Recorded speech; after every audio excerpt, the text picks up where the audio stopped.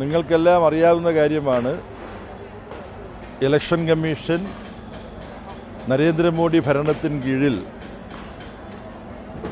കേന്ദ്ര ഗവൺമെൻറ്റിൻ്റെ ഒരു വകുപ്പായിട്ട് മാത്രമല്ല പ്രവർത്തിക്കുന്നത്, BJP എന്ന രാഷ്ട്രീയ പാർട്ടിക്ക് വേണ്ടി പ്രവർത്തിക്കുകയാണ് എന്നത് ഞങ്ങൾ നേരത്തെ ഉന്നയിച്ച വിമർശനമാണ്.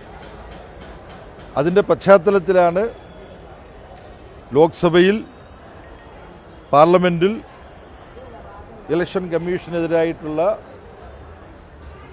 അവിശ്വാസ പ്രമേയം, ഇംപീച്ച്മെൻറ്റ് നോട്ടീസ് പ്രതിപക്ഷ പാർട്ടികൾ ചേർന്ന് നൽകിയത്. ഇലക്ഷൻ കമ്മീഷൻ നിഷ്പക്ഷമായി പ്രവർത്തിക്കണം, ഒരു അമ്പയറെ പോലെ ആയിരിക്കണം. ഒരു മത്സരം നടക്കുമ്പോൾ അതിൽ അമ്പയർ ഒരു ടീമിൻ്റെ പക്ഷം ചേർന്ന് കളിച്ചാൽ അതെത്ര ജനാധിപത്യ വിരുദ്ധമാണോ, എത്ര ആഭാസകരമാണോ, അതിന് തുല്യമാണ് ഇലക്ഷൻ കമ്മീഷൻ ഭരണകക്ഷിക്കൊപ്പം ചേരുന്നത്. ഇതെല്ലാം സംബന്ധിച്ച് ഞങ്ങൾ ആവർത്തിച്ച് ഉന്നയിച്ചു പോന്നിരുന്ന വിമർശനങ്ങളെ സാധൂകരിക്കുന്നതാണ് ഇലക്ഷൻ കമ്മീഷൻ്റെ ഔപചാരികമായ കടലാസിൽ, ഔപചാരിക രേഖയിൽ BJPയുടെ സീല് പ്രത്യക്ഷപ്പെട്ടിരിക്കുന്നത്. ഇത് സംബന്ധിച്ചവർ നൽകുന്ന അടിസ്ഥാനരഹിതങ്ങളായ വിശദീകരണങ്ങൾക്ക് യാതൊരു പ്രസക്തിയുമില്ല. മിസ്റ്റർ ഗാനേഷ് കുമാറിനും അദ്ദേഹത്തിൻ്റെ സഹപ്രവർത്തകർക്കും എന്തെങ്കിലും സ്വാഭിമാനത്തിൻ്റെ, സെൽഫ് റെസ്പെക്റ്റിൻ്റെ എന്തെങ്കിലും കണിക അവരിൽ അവശേഷിക്കുന്നുണ്ടെങ്കിൽ അവർ രാജിവെക്കുകയാണ് വേണ്ടത്. അവർക്ക് ഈ ചുമതലയിൽ തുടരാൻ യാതൊരു അർഹതയുമില്ല. തെരഞ്ഞെടുപ്പ് പ്രഖ്യാപിക്കപ്പെട്ടിട്ടുണ്ട്. ഇവരല്ല നേരിട്ട് തെരഞ്ഞെടുപ്പ് നടത്തുന്നത്. തെരഞ്ഞെടുപ്പ് നടത്താൻ എല്ലാ സംസ്ഥാനത്തും സംവിധാനമുണ്ട്. സുപ്രീം കോടതി ഇക്കാര്യത്തിൽ ഇടപെടണം. സുപ്രീം കോടതി ഇടപെട്ട് ഇലക്ഷൻ കമ്മീഷൻ്റെ ഉത്തരവാദിത്വം വഹിക്കാൻ തൽക്കാലം വേണ്ട സംവിധാനം ഏർപ്പെടുത്താൻ സുപ്രീം കോടതിക്ക് കഴിയും എന്നാണ് ഞാൻ പ്രതീക്ഷിക്കുന്നത്. സുപ്രീം കോടതിക്ക് ഇതിനകത്ത് ഇടപെടാൻ മറ്റൊരു ധാർമ്മിക അവകാശം കൂടിയുണ്ട്. ഇലക്ഷൻ കമ്മീഷൻ അംഗങ്ങളെ തിരഞ്ഞെടുക്കുന്ന സമിതി പ്രധാനമന്ത്രി അധ്യക്ഷത വഹിക്കുകയും പ്രതിപക്ഷ നേതാവ് ഉൾപ്പെടുകയും ചെയ്യുന്ന സമിതിയിൽ സേവനമനുഷ്ഠിക്കാൻ സുപ്രീം കോടതിയുടെ ചീഫ് ജസ്റ്റിസ് കൂടി ഉണ്ടാവുന്നത് ഉചിതമാണ് എന്ന് സുപ്രീം കോടതി പറഞ്ഞതാണ്. എത്രമാത്രം വിവാദരഹിതമാകുമായിരുന്നു അങ്ങനെ ഒരു സംവിധാനം ഉണ്ടായിരുന്നെങ്കിൽ. അത് നരേന്ദ്രമോദി ഗവൺമെൻറ് വേണ്ടെന്ന് വെച്ചത് തന്നെ ഇത്തരത്തിലുള്ള വൃത്തികെട്ട ഇടപെടലുകൾ നടത്താനാണ് എന്നിപ്പോൾ തെളിഞ്ഞിരിക്കുന്നു. അതുകൊണ്ട് സുപ്രീം കോടതി അടിയന്തരമായിട്ട് ഇടപെടണം. കേന്ദ്ര ഗവൺമെൻറ്റിൽ വിശ്വാസമർപ്പിക്കാനുള്ള യാതൊരു സാഹചര്യവും ഇപ്പോഴില്ല എന്നാണ് CPIM വേണ്ടി പറയാനുള്ളത്.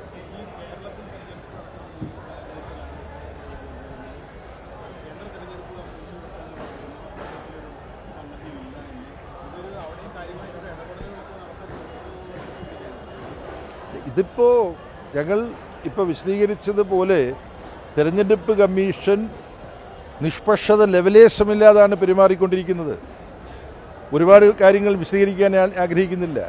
പ്രധാനമന്ത്രിയും അതുപോലെ തന്നെ ആഭ്യന്തരമന്ത്രി അമിത്ഷായും എത്ര കടുത്ത വിഷം ഉൾക്കൊള്ളുന്ന വാചകങ്ങളാണ് പാർലമെൻറ്റ് തിരഞ്ഞെടുപ്പിൻ്റെയും അസംബ്ലി തിരഞ്ഞെടുപ്പിൻ്റെയും സന്ദർഭങ്ങൾ മുമ്പ് പറഞ്ഞിട്ടുള്ളത്.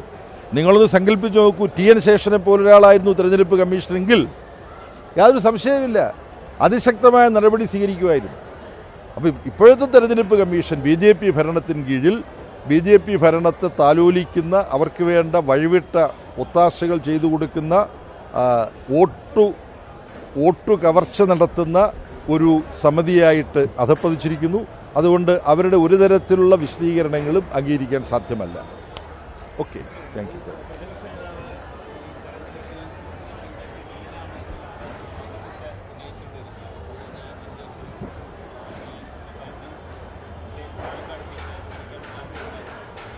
ആരോപണങ്ങൾ ഉന്നയിക്കാൻ കഴിയും.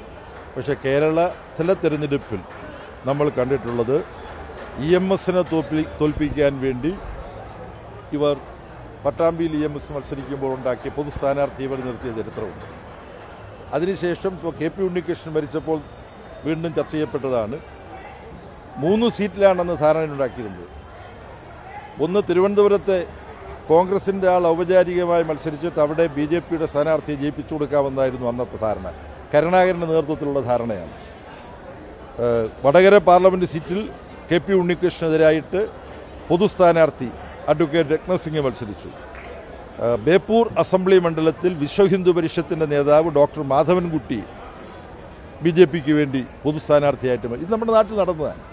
നേമത്ത് നിന്ന് അസംബ്ലിയിലേക്ക് ഒരാൾ വന്നത് UDFൻ്റെ വോട്ട് ലഭിച്ചതുകൊണ്ടാണെന്നുള്ള കണക്ക് നിങ്ങൾ പരിശോധിച്ചാൽ അവിടുത്തെ വോട്ടിംഗ് പാറ്റേൺ എടുത്ത് നോക്കിയാൽ കാണാം.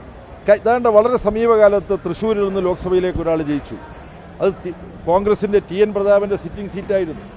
TN പ്രതാപന് കിട്ടിയതിൽ 1 ലക്ഷത്തിലധികം വോട്ട് താന്നുപോയി. 75,000 വോട്ടിൻ്റെ ഭൂരിപക്ഷത്തിന് സുരേഷ് ഗോപി ജയിക്കുന്നു. LDFൻ്റെ വോട്ട് 16,000 വോട്ട് അധികമാണ് കിട്ടിയത്. ഈ കണക്കുകളെല്ലാം വ്യക്തമാക്കുന്നത് വളരെ വ്യക്തമായി ഇവർ യോജിച്ച് പ്രവർത്തിച്ചുകൊണ്ടിരിക്കുകയാണ്.